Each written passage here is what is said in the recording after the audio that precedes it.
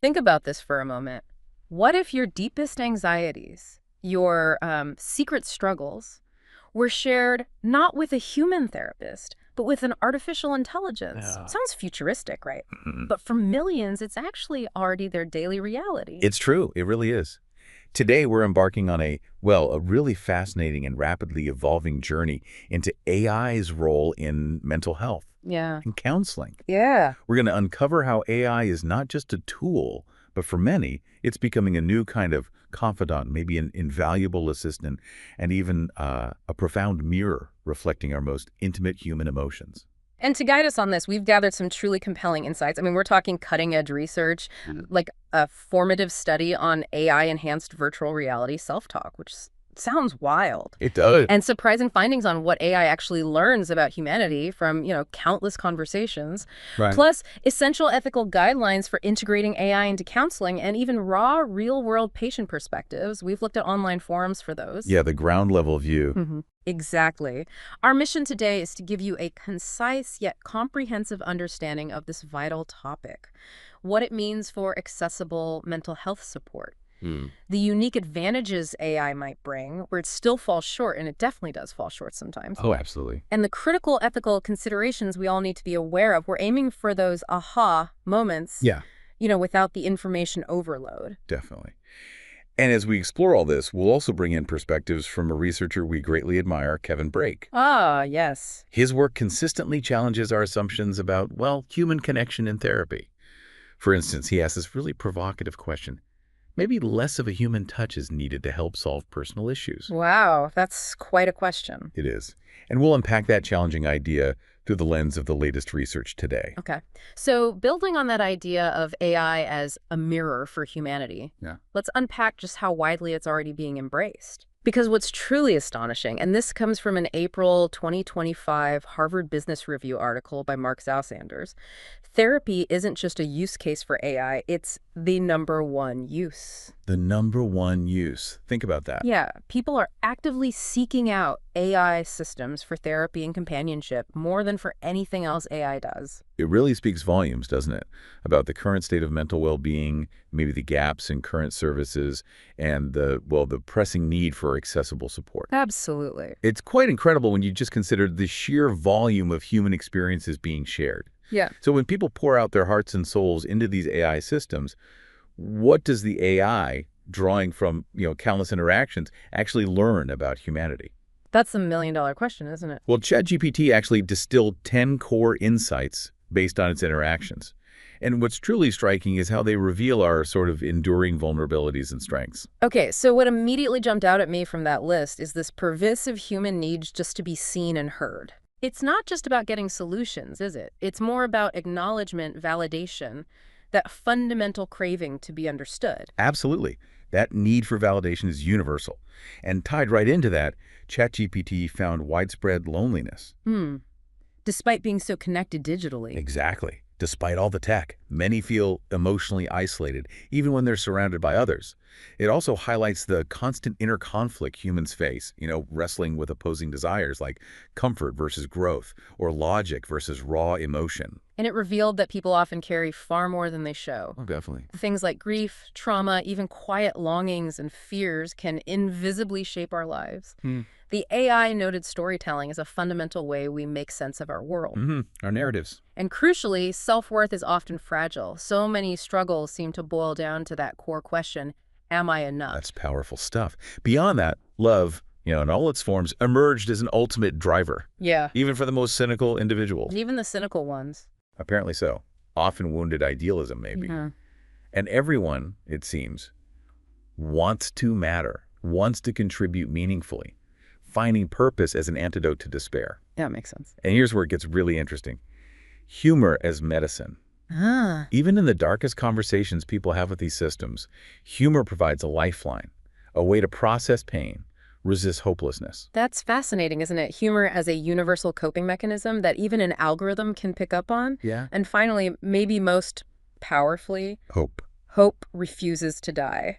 That flicker, however faint, keeps people reaching out, keeps them trying again. It really makes you wonder, if an AI can distill these profound truths about us, what else could it understand? or misuse. Well, that's the worrying part, isn't it? It is. It raises a profound question, actually, because when ChatGPT was asked if these distilled insights could be used to manipulate people, its answer was a direct yes. Yeah. Yeah. This just highlights the crucial balance we need to strike, doesn't it? Between the immense potential benefits of this technology and the significant risks involved in its application. Definitely. So, zooming out for a moment, this whole discussion on AI's potential really highlights the massive global challenge in mental health services. Huge challenge. The demand for support, it just far outstrips the supply of qualified human professionals. It really does. And this critical shortfall has, quite naturally, sparked immense interest in technology, especially conversational AI agents as well, potential solutions. And this leads us to a truly unique approach. Yeah. A really interesting qualitative study by Ziskwit and colleagues, published in JMR Formative Research in April 2025. Okay. It explored something called AI-enhanced virtual reality self-talk for psychological counseling. Wow, say that 5 times fast.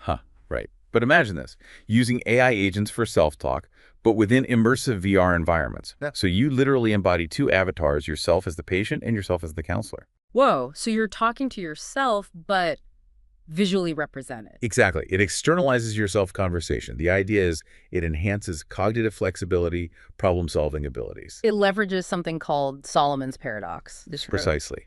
That's the tendency for people to reason more wisely about others' problems than their own. So by stepping outside your own perspective in VR, users can potentially gain fresh insights. But the study found that while this was beneficial, participants sometimes got stuck in these self-conversations. Okay, that makes sense. It can be hard to counsel yourself. Right. And this is precisely where the AI stepped in, to offer guidance, structure, support. Got it. So the AI isn't the therapist, it's more like a facilitator for your own self-therapy. In this specific setup, yeah, that's a good way to put it. The study involved 11 healthy participants over 3 months, and the findings are quite telling. Okay, what did they find? 4 key themes emerged: the quality of the AI advice, the potential for human-AI collaboration, how believable the virtual human felt, and user preferences for avatars. And did people like it?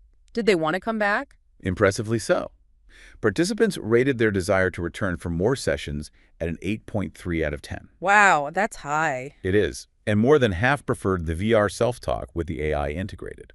Interesting. So the AI added value. What did they think of its advice? Well, this is where it gets nuanced. The AI advice was often described as insightful, well-structured, emotional even. Emotional, from an AI. That's what some participants reported, yes, but also thorough. However, some found it inhumanly smart, or maybe too logical and technical for emotional problems. Okay, so a bit of a disconnect there sometimes. A little. And interestingly, it sometimes led to what they called overtrust in the AI's rephrased ideas. Like, because the AI said it, it felt more valid. I can see that happening. What about the collaboration aspect? That was seen very positively. Some called the human-AI collaboration a perfect mixture. It balanced that emotional self-counseling with the AI's more structured approach. That sounds like a potential sweet spot. It could be. Now, on the believability front, while the AI's content and reasoning were often convincing, some nonverbal elements were jarring. Like the uncanny valley effect. Sort of. Things like the voice quality, maybe robotic movements, lack of natural pauses. These could cause what they termed breaks in presence. Ah, it pulled them out of the immersion. Exactly. Yet participants often adapted. They learned to focus on the content, the substance of the advice, rather than the imperfections in the delivery. That's interesting, too. People are adaptable. What about the avatars? You mentioned preferences. Right. They use celebrity avatars like Barack Obama and Albert Einstein. Seriously, Obama and Einstein as your virtual therapist. Well, as the counselor avatar you embody. People connected to the Obama avatar for perceived authority and strength, and Einstein for, intellectual credibility. Fascinating. It shows how much the perceived identity of the counselor can influence how you value the advice, even if it's generated by the same AI. Absolutely.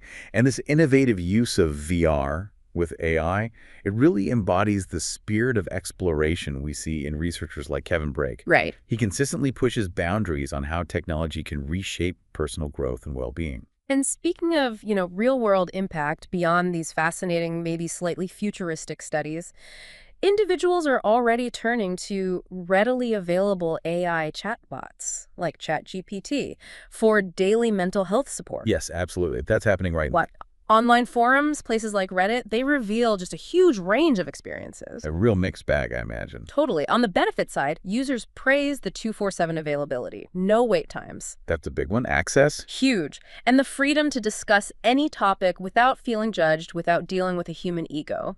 Anonymity and non-judgment. Right. Some say it helps them articulate feelings better, serves as a kind of band-aid between human therapy sessions. A supplementary tool. Yeah. And for some people, like some autistic individuals mentioned, finding it helpful for understanding complex social situations. Some users even felt, the AI did a better job than a human therapist they'd seen previously. Wow. That's quite a statement. It is, but of course there are significant concerns too. Naturally. What are people worried about? Well, a big one is the fear of forming attachments to the AI. Potentially losing touch with real human relationships. The replacement fear. Yeah. They also worry about the AI being too generic or just making mistakes, and its inability really to address deep-rooted issues or track long-term progress meaningfully. Which requires memory, context, a deeper understanding. Exactly. And disturbingly, one user even reported that an AI interaction actually worsened a psychotic episode. Oh, wow. That's incredibly serious. Very serious. It really brings up the question of where AI fits into a system designed for comprehensive, long-term, and safe care. It absolutely does. It highlights the limitations and potential dangers starkly. That's a powerful observation. It makes you wonder, doesn't it, if AI could inadvertently create a new form of dependency or even deepen the isolation it sometimes seeks to alleviate by offering this low-friction alternative to potentially messier human connection. That's a critical question. But AI isn't just interacting directly with patients or users. It's also starting to transform the administrative side of therapy. The paperwork. The paperwork. Yeah. AI therapy note tools are emerging to automate that often painstaking documentation that eats into therapists' evenings and weekends. I bet therapists are interested in that. Oh, I imagine so. Yeah. These tools use voice recognition and natural language processing. That's the AI's ability to understand and generate human language. Right. To listen to sessions with consent, of course, or via dictation or audio upload. Okay. And then they generate professional insurance compliant notes in various standard formats, like SOA notes or DAP notes. So it takes the recording or the dictation and turns it into the structured notes therapists need. Exactly. It's like having a 24/7 highly efficient assistant for that specific task. There were several companies jumping into this space: Supanote, Mentalic, Appeal, AutoNotes, Blueprint, all offering variations on this. Interesting. And that connects to the broader picture too, right? AI processing data. Absolutely. The power of AI to synthesize vast amounts of data isn't just for notes or conversations. Think about personalized medicine. AI is already being used there to analyze genetic data, medical history, to create tailored treatment regimens.